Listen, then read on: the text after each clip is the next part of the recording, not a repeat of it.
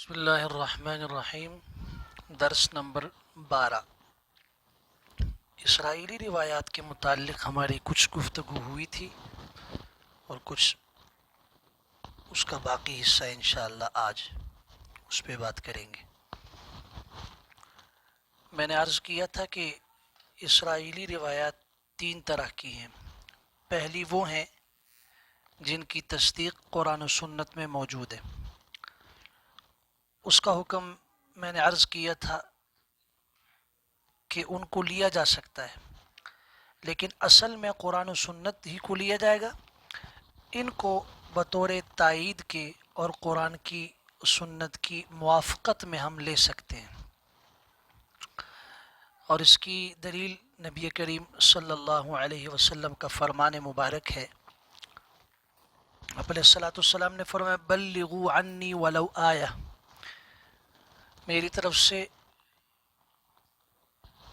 دین پہنچا دو اگرچہ ایک ہی آیت ہی کیوں نہ ہو۔ مزید فرمایا حدثوا عن بنی اسرائیل ولا حرج، بنی اسرائیل کی باتوں کو بیان کرو، اس میں کوئی حرج نہیں ہے۔ یقیناً ان سے وہ باتیں مراد ہیں بنی اسرائیل کی جو قرآن و سنت کے موافق ہیں۔ دوسری قسم میں نے عرض کی تھی کہ جن کی تکذیب قرآن و حدیث کے اندر موجود ہو۔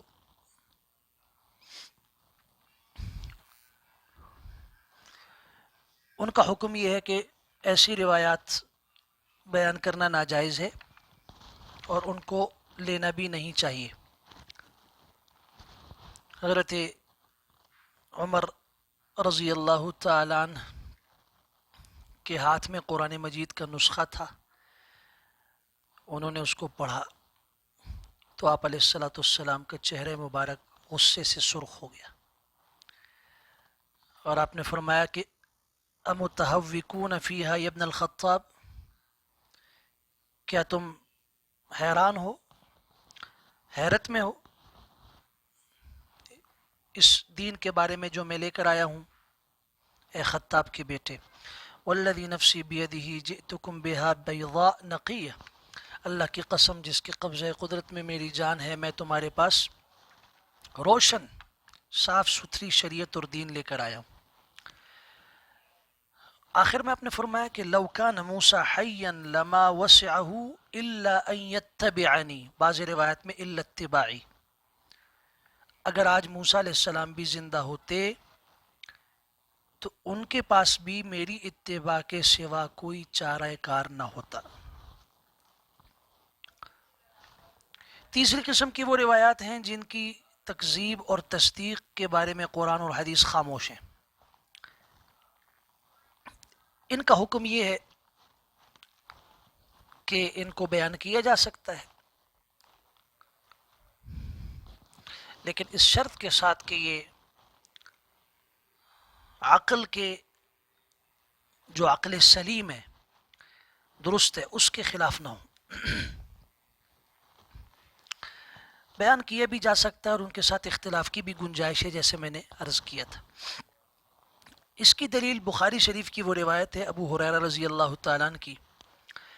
آپ علیہ الصلوۃ والسلام نے، حضرت ابو ہریرہ فرماتے ہیں رضی اللہ تعالیٰ عنہ کہ کان اہل الکتاب یقرؤون بالتوراۃ بالعبرانیہ ویفسرونها بالعربیۃ لأہل الاسلام،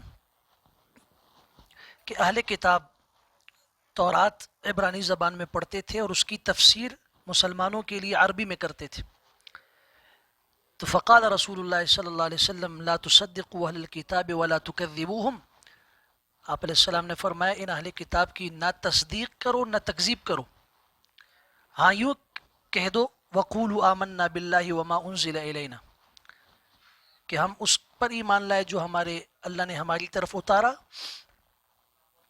اللہ پر ایمان لائے اور اس پر جو ہماری طرف اتارا گیا۔ تو یقیناً اس سے وہ مراد ہیں جن کی تصدیق اور تکذیب قرآن و سنت میں موجود نہ ہو۔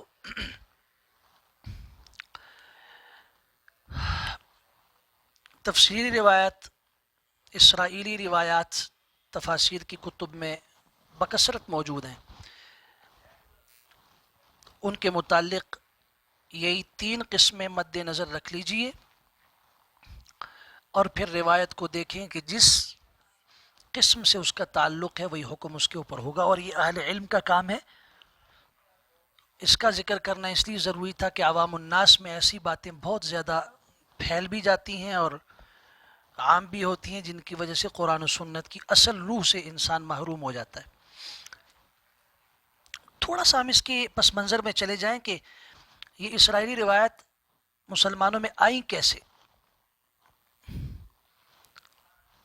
تو میں مختصراً عرض کروں گا.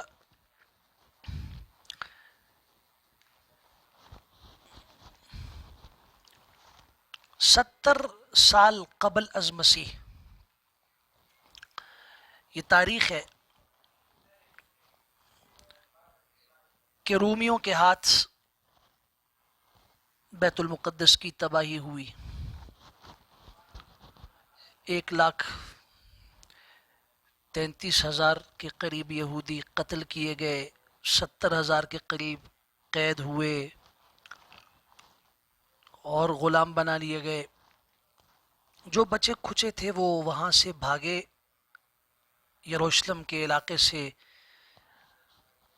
اور وہ جزیرہ عرب کی طرف بھاگ کے آ گئے. یہاں آ کر مدینہ منورہ کے قریب میں بنو نذیر، بنو قریظہ، بنو قینقاع، یہ ان کے 3 بڑے مشہور قبیلے وہاں آباد ہوئے. مدینہ کے قریب مضافات علاقے میں جو خیبر کا علاقہ ہے، فدق ہے اور تیمہ ہے، وہاں یہ لوگ آباد تھے. چونکہ مدینہ منورہ کے لوگ امی تھے اور یہ یہود جو تھے یہ اپنے آپ کو اہل علم اور اہل کتاب کہتے تھے اور پھر ان کے پاس مال بھی تھا، تو قریب تھا یہ مدینہ منورہ کے بادشاہ اور سردار بنا دیے جاتے. بالکل وقت تقریباً آ چکا تھا. ان کی بدقسمتی تھی کہ رسول اللہ صلی اللہ علیہ وسلم کی ہجرت ہوئی مدینہ کی طرف اور ان کا خواب ادھورا رہ گیا. بادشاہت سے بھی محروم ہوئے، ساتھ ہی ساتھ جو وہ علمی روب اہل مدینہ پر یہ جمائے ہوئے تھے قرآن مجید کے علم کے سامنے، وہ بھی ختم ہو گیا. اور اس کے ساتھ مزید یہ ہوا کہ قرآن نے ان کی تحریفوں کو بھی کھول کے سامنے کر دیا کہ انہوں نے کس انداز سے تورات کے اندر تحریف کی ہے، اس کو تبدیل کیا ہے. جب ان کے سارے خواب چکنا چور ہو گئے تو انہوں نے مختلف حربوں سے اسلام اور مسلمانوں پہ حملے شروع کیے. منافقانہ کردار کے ذریعے کبھی چیلنج کر کے سامنے آ جاتے تھے، بحث و مباحثہ کرو. حضور صلی اللہ علیہ وسلم کے ساتھ ان کے بحث و مباحثے بھی ہوئے. کبھی امتحان کے طور پہ سوال کرتے تھے، کبھی رسول اللہ صلی اللہ علیہ وسلم کی صداقت نبوت پر دلائل مانگتے تھے. کبھی کبھار پینترا بدل کے قریب بھی آ جاتے اور اپنے بیچ کے جو فیصلے اور اختلافات ہوتے تھے ان میں حضور صلی اللہ علیہ وسلم کو حکم اور قاضی بھی بنا لیتے تھے. تو کبھی کبھار سابقہ قصوں کے بارے میں حضور صلی اللہ علیہ وسلم سے پوچھتے. قرآن مجید میں ان کے سوالات موجود ہیں. کبھی مشرکین کو کہہ رہے تھے تم ان سے پوچھو. مقصد یہ ہوتا تھا کہ ذرا بھی کہیں جھول آ جائے اور ذرا سا ڈول جائیں تو ہم ڈھنڈورا پیٹنا شروع کر دیں کہ معاذ اللہ یہ اللہ کے نبی نہیں ہیں، یہ جھوٹے ہیں. بلکہ آپ اگر سیرت پڑھیں گے تو آپ کو یہ ملے گا کہ باقاعدہ منصوبے سے سوالات مرتب کر کے پوچھتے تھے، جن کا ذکر سورہ بقرہ میں اور سورہ کہف میں، حشر، مجادلہ، منافقون اور دیگر مقامات پر ہے اور اس کے جوابات بھی ہیں. مختصر یہ کہ نبی کریم صلی اللہ علیہ وسلم اور آپ کے بعد صحابہ کرام کے زمانے میں ان کی ہر سازش ناکام ہوئی. قرآن مجید نے تو بالکل واضح اعلان کر دیا سورہ مائدہ کی آیت 82 میں، لَتَجِدَنَّ أَشَدَّ النَّاسِ عَدَاوَةً لِلَّذِينَ آمَنُوا الْيَهُودُ وَالَّذِينَ أَشْرَكُوا. اہل ایمان سے عداوت رکھنے میں سب سے زیادہ یہودی اور پھر مشرکین ہیں. تو یہ عداوت جب قرآن نے کہا تو دعوت تھی صحابہ کرام کا زمانہ بھی محفوظ رہا ان کی ریشہ دوانیوں سے، ان کی شرارتوں سے، کیونکہ صحابہ کرام انسانیت کا عطر تھے۔ اللہ اکبر، وہ حاملین قرآن و اسلام تھے۔ حق و صداقت، جرت، اللہ و رسول کی محبت، غلبہ اسلام کا جذبہ، یہ ایسی چیزیں تھی کہ وہ تصور بھی نہیں کر سکتے تھے کہ دین کے معاملے میں، وحی کے معاملے میں اپنی طرف سے جھوٹ بولنے۔ اس لیے حضرت شاہ ولی اللہ رحمۃ اللہ تعالی علیہ نے بہت خوبصورت جملہ الفوز الکبیر میں ذکر کیا کہ فکانت الصحابۃ رضی اللہ عنہم یعدون مثل ذلك قبیحا من قبیل تضییع الاوقات۔ یہ جو اسرائیلی روایات ہیں اور اس طرح کی جو باتیں ہیں، صحابہ کرام کے دور میں یہ نہیں تھی، وہ ان چیزوں کو قبیح سمجھتے تھے، وقت کا ضیاع سمجھتے تھے۔ جب صحابہ کے دور میں نہیں تھی، وہاں تو قرآن و سنت کی جامع تعلیمات ان کے سامنے تھیں، وہ تو بہت ہی محتاط تھے دین کے معاملے میں، بات کرنے سے بہت محفوظ رہتے تھے۔ لیکن بدقسمتی یہ ہوئی کہ جو تابعین کا دور تھا وہ اسرائیلی روایت سے نہیں بچ سکا۔ وجہ یہ کہ آپ اگر دیکھیں گے تابعین کے دور میں مختلف علوم وجود میں آئے، عجمیوں کا اختلاط ہوا، جیسے پہلے بھی میں نے عرض کیا تھا، تو علم کلام، علم مناظرہ، بحث و مباحثہ اور قصہ گوئیاں، یہ چیزیں شروع ہوئیں، عجمی لوگ بھی شامل ہوئے۔ عرب اکثر چونکہ امی تھے تو بسا اوقات وہ کچھ واقعات کی تفصیل جب معلوم کرنا چاہتے تھے تو یہودیوں کے وہ قصے جو ان میں آباء و اجداد سے معروف و مشہور تھے وہ ان کو سنا دیے جاتے۔ اس طریقے سے حضرت آدم علیہ السلام کا واقعہ ہو گیا، حضرت موسیٰ علیہ السلام کا ہو گیا، دیگر واقعات ہو گئے، ان کی تفصیل یہودیوں کی زبانی جب اور لمبی ہو جاتی تھی، یوں بہت سارے قصے اسرائیلی روایات کے وہ آ گئے۔ مختصراً اگر ہم عرض کریں تو اسرائیلی روایات کا جو انحصار ہے وہ تقریباً 4 آدمیوں پر ہے جو مرکزی ہیں، بعد میں تو بہت سارے افراد ہیں ذیلی طور پر، لیکن بنیادی 4 ہیں۔ ان میں حضرت عبداللہ بن سلام رضی اللہ تعالیٰ عنہ، یہ چونکہ یہودیوں کے 10 بڑے علماء میں سے ایک عالم تھے، مدینہ منورہ میں تھے، حضور کی ہجرت کے موقع پر اسلام لے آئے، یہ صحابی ہیں، اور ظاہر ہے کہ جب صحابی ہیں تو عادل ہیں، جھوٹ سے پاک ہیں، تو بعض دفعہ چونکہ یہ یہود کے عالم تھے اس لیے بعض دفعہ اپنی کتابوں سے کچھ بات نقل کر دیتے تھے، تو ان کے ذریعے سے اسرائیلی روایات کچھ آئی ہیں، لیکن یہ ایسی اسرائیلی روایات ہیں جو قابل قبول ہیں، قرآن و سنت کے مخالف نہیں ہیں، پہلی قسم میں آتی ہیں۔ دوسری شخصیت ہیں حضرت کعب احبار رحمۃ اللہ تعالی علیہ، یہ یمن کے تھے، یہودی تھے، حضرت فاروق اعظم رضی اللہ عنہ کے زمانے میں اسلام لائے، تو چونکہ یہ یہودیوں کے بڑے عالم تھے اور یہ قابل اعتماد شخصیت ہیں، ان پر ہمارے اہل علم نے اعتماد کیا ہے، ان سے بھی بہت ساری روایات تفصیل کے ساتھ یہود کی وہ آئی ہیں جو تفاسیر کے اندر مذکور ہیں۔ البتہ کچھ اہل علم نے ان سے اختلاف بھی کیا ہے، تو وہ تو آسان بات ہے کہ ہم نے جو 3 قسمیں ذکر کی ہیں تو کسی کی روایت بھی دیکھ لیں، ان میں سے جس سے تعلق رکھتی ہے اس میں ڈال دیں گے۔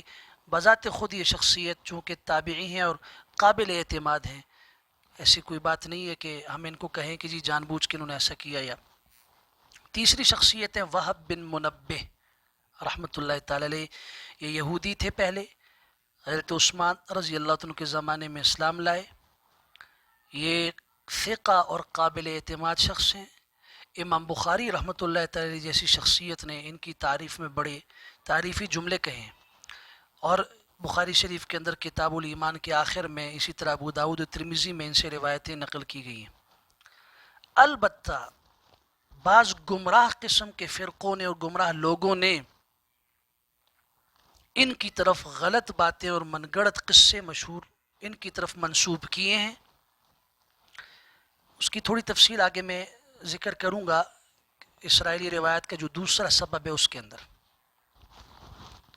اور یہ ہوتا ہے ہمیشہ، کوئی شخص جب قابل اعتماد ہوتا ہے تو اس کی طرف بعض لوگ منسوب کر دیتے ہیں اپنی بات میں وزن ڈالنے کے لیے، اس نے کہا ہے۔ یہ تو اس نے کہا یا نہیں کہا، یہ فیصلہ پھر علماء کرتے ہیں جو اس فن کے عالم ہوتے ہیں۔ انہوں نے پھر ایسی روایات کو چھانٹ کے ایک طرف کیا کہ یہ ان کی طرف خواہ مخواہ منسوب کی گئی ہیں اور ان سے ایسے توقع بھی نہیں کی جا سکتی۔ چوتھی شخصیت عبد الملک بن عبد العزیز ابن جریج ہیں۔ یہ مکہ مکرمہ میں 26 سال تک علم حاصل کرتے رہے، تبا تابعی ہیں۔ یہ پہلے عیسائی تھے، رومی تھے، مسلمان ہوئے اور بڑی خدمات ان کی بھی ہیں، لیکن چونکہ رومی عیسائی تھے ان سے بھی بہت ساری باتیں اس طرح کی آئی ہیں۔ ان کے علاوہ حضرت تمیم داری رضی اللہ عنہ فلسطین کے تھے، شام کے، وہ صحابی ہیں، مسلمان ہوئے، لیکن ان کی بعض باتیں، لیکن آپ علیہ الصلوۃ مثلا دجال کے متعلق اور وہ جو جساسہ کے متعلق انہوں نے ایک روایت بیان کی، نبی اکرم صلی اللہ علیہ وسلم نے بڑے غور سے سنا اور ان کی تصدیق فرمائی۔ تو اس لیے اسرائیلی روایت، ہر روایت وہ من گڑت نہیں ہوتی اور نہ اس کو رد کیا جاتا ہے۔ قرآن و سنت کے موافق ہو تو لے لی جائے گی، مخالف ہو تو پھر اس کو چھوڑ دیا جائے گا، اور اگر قرآن و سنت کے مخالف موافق اس کا پتہ نہیں چل رہا تو وہ اہل علم کا کام ہے، وہ فیصلہ کریں گے۔